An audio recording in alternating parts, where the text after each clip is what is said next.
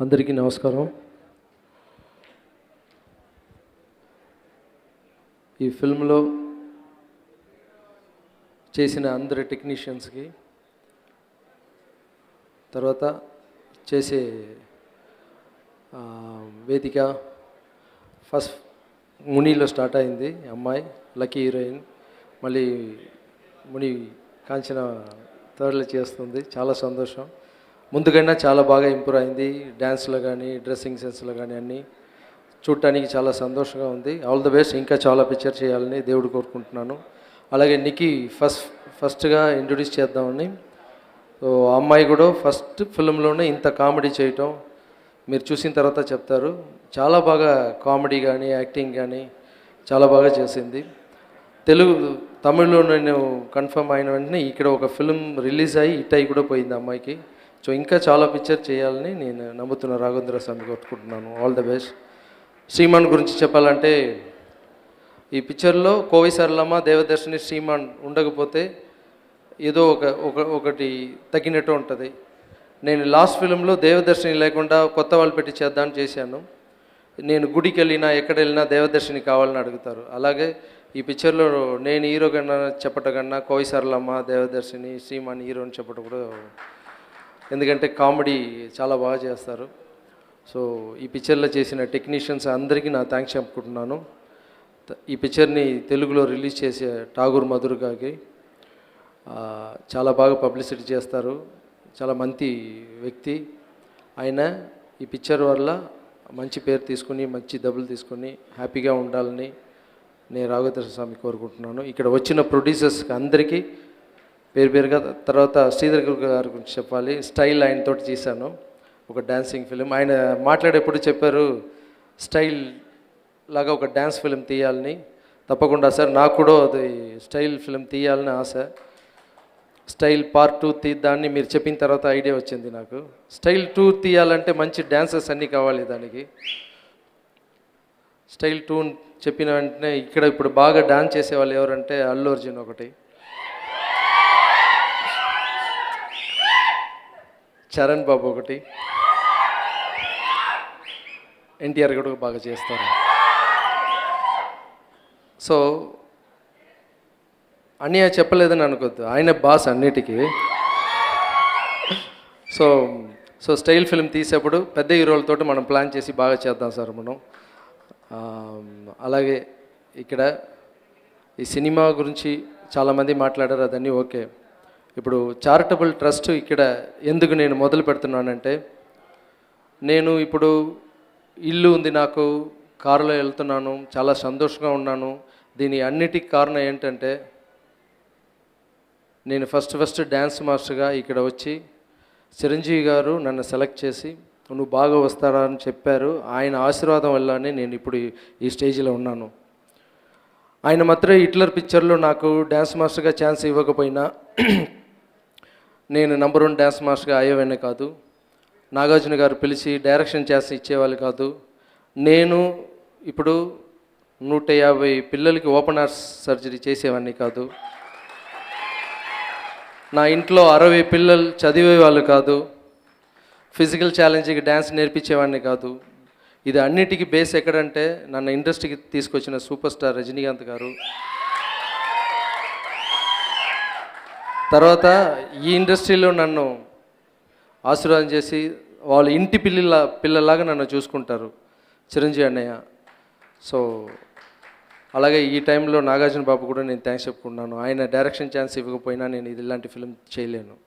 ఈ సందర్భంగా అరవింద్ గారికి నేను ఫోన్ చేసి అడిగాను, సార్ మీరు రావాలి సార్, మీ ఆశీర్వాదం కావాలి సార్ని.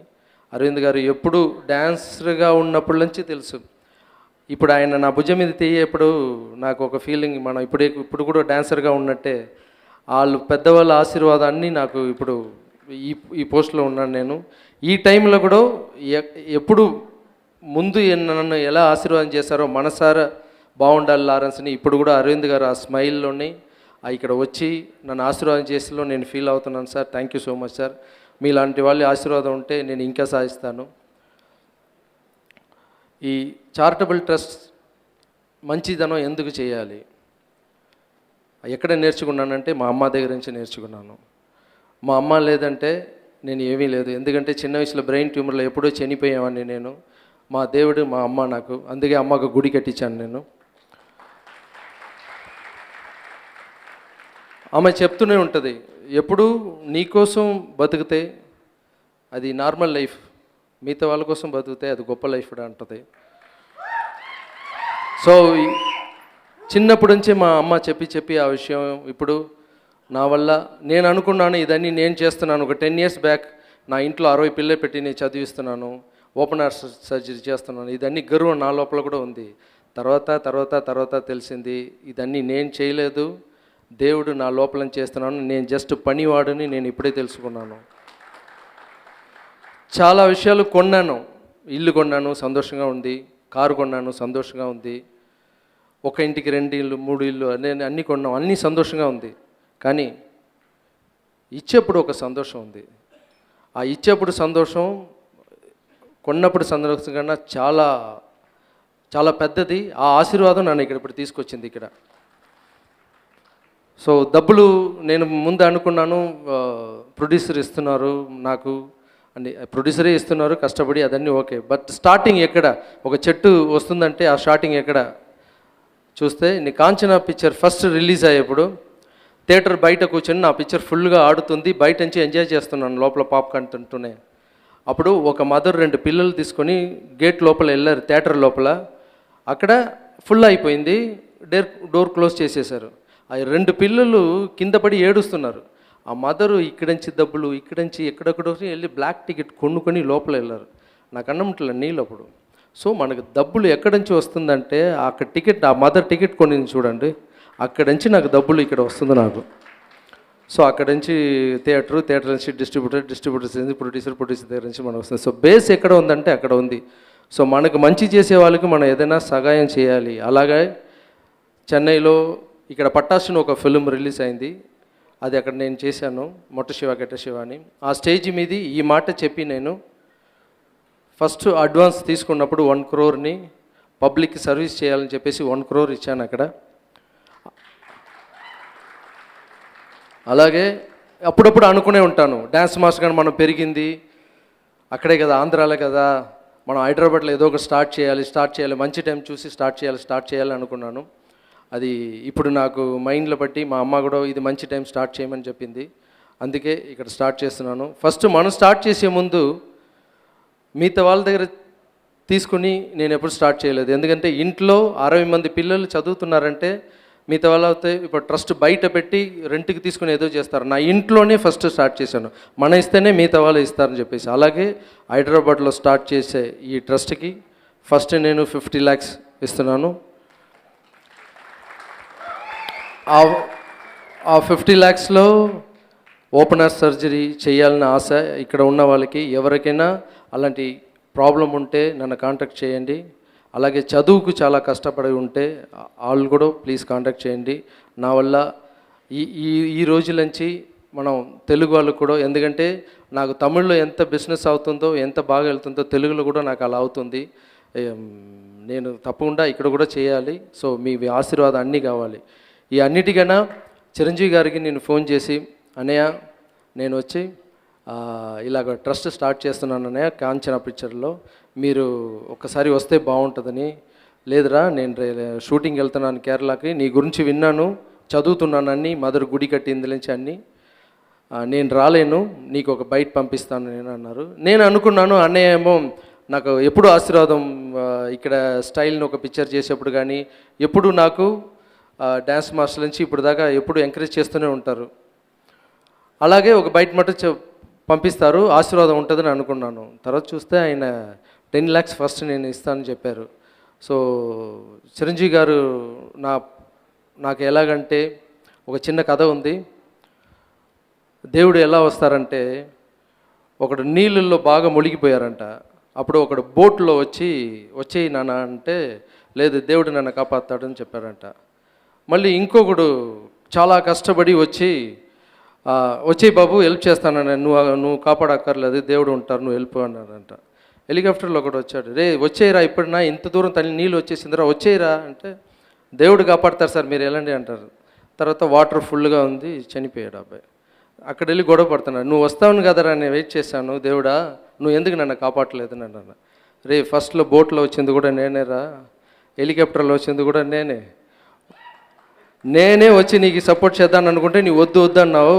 మనిషి రూపంలోనే నేను వస్తాను, ఆ మనిషి రూపంలోనే వచ్చి హెల్ప్ చేస్తాను. నా రూపంలో నేను వచ్చానంటే నువ్వు చూడలేవు నన్ను. సో ఒక్కొక్క మనిషి రూపంలో నేను ఉన్నాను. మనిషిని, ఇంట్లో ఉన్న వాళ్ళని, ఫ్రెండ్స్ని నువ్వు ఎంత ప్రేమగా చూసుకుంటావో నాకు అంత ఇష్టం. సో నీ మనిషి రూపంలోనే వస్తారని అప్పుడు దేవుడు చెప్పారంట. ఆ మనిషి రూపం ఎవరంటే నాకు చిరంజీవి గారు. చిరంజీవి గారు డ్యాన్స్ మాస్టర్గా నాకు మనిషి రూపంగా దేవుడిగా వచ్చారు. సో ఆయన ఆశీర్వాదం ఉంటే నేను ఈ హైదరాబాద్లో, ఆంధ్రాలో కానీ ఎక్కడైనా ఈ చారిటబుల్ ట్రస్ట్ చాలా పెద్ద రేంజ్కి తీసుకెళ్ళి నా వల్ల ఆయన హెల్ప్ని చెప్పకూడదు, ఇది నేను చెయ్యాలి, ఎందుకంటే మీ దగ్గర డబ్బులు తీసుకున్నా నేను చెయ్యాలి. సో అన్నయ్యకి ఈ టైంలో నేను చాలా చాలా చాలా చాలా థ్యాంక్స్ చెప్పుకుంటున్నాను. నాకు ఒకే ఒక ఆశ, అన్నయ్య వచ్చిన తర్వాత ఎంతమందికి అన్నయ్య ఇచ్చిన 10 lakhsలో నేను ట్రస్ట్ హైదరాబాద్లో, చెన్నైలో ఎలా చేస్తానంటే ముందు వచ్చే వాళ్ళు అడిగే వాళ్ళకి అందరికి కంట్లో నీళ్ళు పెట్టుకుని వస్తే ఇచ్చేస్తాను. దాంట్లో కూడా డ్రామాలు జరుగుతున్నాయి, నాటకాలు జరుగుతున్నాయి, తర్వాత తెలుసుకున్నాను నేను.